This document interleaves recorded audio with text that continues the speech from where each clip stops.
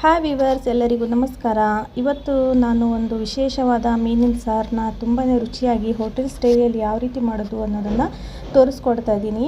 ಹಾಗೆ ಈ ಮೀನು ಯಾವುದು ಅಂತ ನಿಮಗೆ ಗೊತ್ತಿದ್ದರೆ ಕಾಮೆಂಟ್ ಬಾಕ್ಸಲ್ಲಿ ಹಾಕಿ, ಇಲ್ಲಾಂದರೆ ಗೊತ್ತಿಲ್ಲ ಅಂದರೆ ನಾನು ಲಾಸ್ಟಿಗೆ ಇದು ಯಾವ ಮೀನು, ನಮ್ಮ ಕಡೆ ಏನಂತಾರೆ ಅನ್ನೋದನ್ನು ಕೂಡ ನಾನು ಹೇಳ್ತೀನಿ.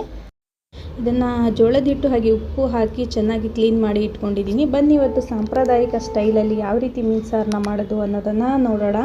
ಫಸ್ಟು ನಾನಿಲ್ಲಿ ಒಂದು ಅರ್ಧ ಬಟ್ಲಾಗೋಷ್ಟು ಒಣ ಕೊಬ್ಬರಿನ ತೊಗೊಂಡಿದ್ದೀನಿ. ಬೇಕಾದರೆ ನೀವು ಹಸಿ ಕೊಬ್ಬರಿ ಕೂಡ ತೊಗೋಬೋದು. ಒಣ ಕೊಬ್ಬರಿ ಹಾಕಿದರೆ ರುಚಿ ಚೆನ್ನಾಗಿರುತ್ತೆ. ಹಾಗೆ ಸ್ವಲ್ಪ ಹಸಿ ಶುಂಠಿನ ಹಾಕ್ಕೊಂಡಿದ್ದೀನಿ.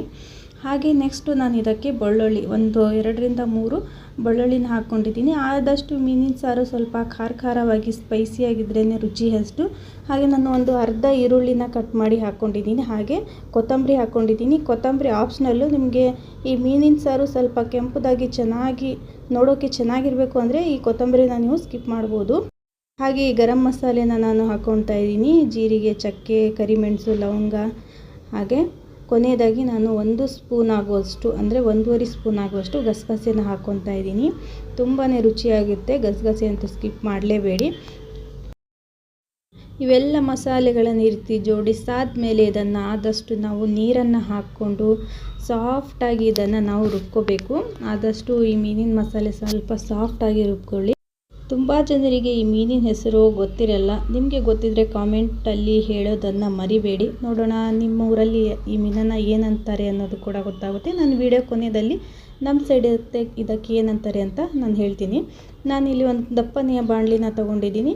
ಅದಕ್ಕೆ ಸ್ವಲ್ಪ ಅಡುಗೆ ಎಣ್ಣೆನ ಹಾಕ್ಕೊತಾ ಇದ್ದೀನಿ. ಇದು ಬಿಸಿ ಆದಮೇಲೆ ನಾನು ಒಂದು ಅರ್ಧ ಈರುಳ್ಳಿನ ಹಾಕ್ಕೊತಾ ಇದ್ದೀನಿ. ಅರ್ಧ ಈರುಳ್ಳಿ ಆಗಲೇ ಮಸಾಲೆಗೆ ಹಾಕ್ಕೊಂಡಿದ್ನಲ್ಲ, ಇವಾಗ ಅರ್ಧ ಈರುಳ್ಳಿನ ಇದಕ್ಕೆ ಹಾಕ್ಕೊಂಡು ಸ್ವಲ್ಪ ಗೋಲ್ಡನ್ ಕಲರ್ ಆದಮೇಲೆ ಈ ಏನು ರುಬ್ಕೊಂಡಿರುವ ಮಸಾಲೆನ ಹಾಕ್ಕೊತಾ ಇದ್ದೀನಿ. ಇದೊಂದು ಸ್ವಲ್ಪ ಎಣ್ಣೆಯಲ್ಲಿ ಇದೇ ರೀತಿ ಫ್ರೈ ಮಾಡ್ಕೊತಾನೆ ನಾನು ಇದಕ್ಕೆ ಒಂದು ಅರ್ಧ ಸ್ಪೂನ್ ಆಗುವಷ್ಟು ಅರಿಶಿನ ಹಾಕ್ಕೊತಾ ಇದ್ದೀನಿ.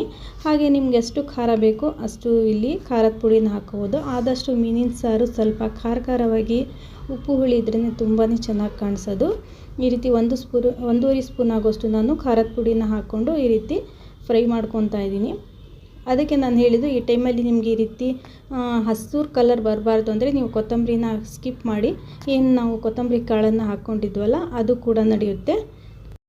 ಇದನ್ನು ಒಂದು ಸ್ವಲ್ಪ ಮುಚ್ಚಳ ಮುಚ್ಚಿ ನಾನು ಸ್ವಲ್ಪ ಬೇಯಿಸ್ಕೊತಾ ಇದ್ದೀನಿ. ನೆಕ್ಸ್ಟ್ ಇದಕ್ಕೆ ಅಗತ್ಯಕ್ಕೆ ತಕ್ಕಂತೆ ನಾವೇನು ಇವಾಗ ರುಬ್ಕೊಂಡಿರೋ ಮಸಾಲೆ ನೀರೇನಾದಿದ್ದರೆ ಹಾಕ್ಕೊಳ್ಳಿ. ಹಾಗೆ ನಿಮ್ಗೆ ಎಷ್ಟು ನೀರು ಬೇಕು ನಿಮ್ಗೆ ಅಷ್ಟು ಪ್ರಮಾಣದಲ್ಲಿ ನೀವು ಈ ಟೈಮಲ್ಲಿ ನೀರು ಸೇರಿಸ್ಕೋಬೋದು.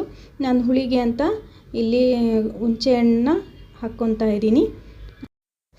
ಆದಷ್ಟು ಹುಳಿನ ನೋಡಿ ಹಾಕ್ಕೊಳ್ಳಿ. ಈ ಟೈಮಲ್ಲಿ ಈ ರೀತಿ ಮಿಕ್ಸ್ ಮಾಡಿದಾದ್ಮೇಲೆ ನಿಮಗೆ ನೀರು ಎಷ್ಟು ಬೇಕು ನೀರನ್ನು ಆ್ಯಡ್ ಮಾಡಿದಾದ್ಮೇಲೆ ಇನ್ನೊಂದು ಸ್ವಲ್ಪ ನೀವು ಟೇಸ್ಟ್ನ ನೋಡಿಕೊಂಡು ಸ್ವಲ್ಪ ಏನಾದರೂ ಹುಳಿ ಕಡಿಮೆ ಇದ್ದರೆ ಹುಳಿ ಕೂಡ ಆ್ಯಡ್ ಮಾಡ್ಕೋಬೋದು. ಅಥವಾ ನಿಮ್ಗೆ ಏನಾದರೂ ಉಪ್ಪು ಏನಾದರೂ ಕಡಿಮೆ ಇದ್ದರೆ ಉಪ್ಪು ಕೂಡ ಆ್ಯಡ್ ಮಾಡ್ಕೋಬೋದು. ನಾನು ಒಂದು ಸ್ವಲ್ಪ ರುಚಿಗೆ ತಕ್ಕಷ್ಟು ಉಪ್ಪನ್ನು ಹಾಕ್ತಾಯಿದ್ದೀನಿ.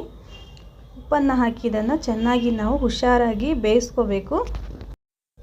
ಆದಷ್ಟು ಈ ಮುಚ್ಚೋವರೆಗೆ ನೀವು ಸ್ವಲ್ಪ ಅಲ್ಲೇ ಇದ್ದರೆ ಚೆನ್ನಾಗಿ. ಸ್ವಲ್ಪ ಏನಾದರೂ ಆ ಕಡೆ ಈ ಕಡೆ ಆದರೆ ಫುಲ್ಲು ಇದು ಉಬ್ಬಿ ಬಂದುಬಿಡುತ್ತೆ. ನಾನು ಒಂದು ಸ್ವಲ್ಪ ಕೆಲಸ ಇತ್ತು ಅಂತ ಇದು ಮಾಡಿದ ಕೂಡಲೇ ಪೂರ್ತಿ ಉಬ್ಬಿ ಬಂದುಬಿಟ್ಟಿತ್ತು, ಪೂರಿ ಚೆಲ್ಬಿಡ್ತು. ಆದಷ್ಟು ಅಲ್ಲೇ ಒಲೆ ಹತ್ರನೇ ಇಟ್ಕೊಂಡ್ಬಿಟ್ಟು ಈ ರೀತಿ ಕುದಿ ಬರೋವರೆಗೂ ಹುಷಾರಾಗಿ ನೋಡ್ಕೊಳ್ಳಿ. ನೆಕ್ಸ್ಟು ಈ ರೀತಿ ಕುದಿ ಬಂದಾದಮೇಲೆ ಈ ಮೀನನ್ನು ಇದಕ್ಕೆ ಸೇರಿಸ್ಕೊತಾ ಇದ್ದೀನಿ. ಒಂದೊಂದಾಗಿ ಹುಷಾರಾಗಿ ಇವೆಲ್ಲ ಮೀನನ್ನು ಇದಕ್ಕೆ ಹಾಕಿ ಸೇರಿಸ್ಕೊಳ್ಳಿ. ಇದು ಚೆನ್ನಾಗಿ ಬೇಗ ಬೇಯೋದಿಲ್ಲ. ಹಾಗಾಗಿ ಒಂದು 10ರಿಂದ 15 ನಿಮಿಷ ಮೀಡಿಯಮ್ ಫ್ಲೇಮಲ್ಲಿ ಇದನ್ನು ಬೇಯಿಸ್ಕೋಬೇಕು.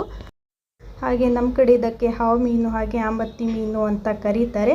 ಹಾಗೆ ನಿಮಗೆ ವಿಡಿಯೋ ಇಷ್ಟ ಆಗಿದೆ ಅಂದ್ಕೊಂಡು ನಾನು ಮುಂದೆ ಹೊಸ ರೆಸಿಪಿಯೊಂದಿಗೆ ಭೇಟಿ ಆಗ್ತೀನಿ. ಅಲ್ಲಿವರೆಗೂ ವಿಡಿಯೋ ನೋಡಿದ್ದಕ್ಕಾಗಿ ಧನ್ಯವಾದಗಳು.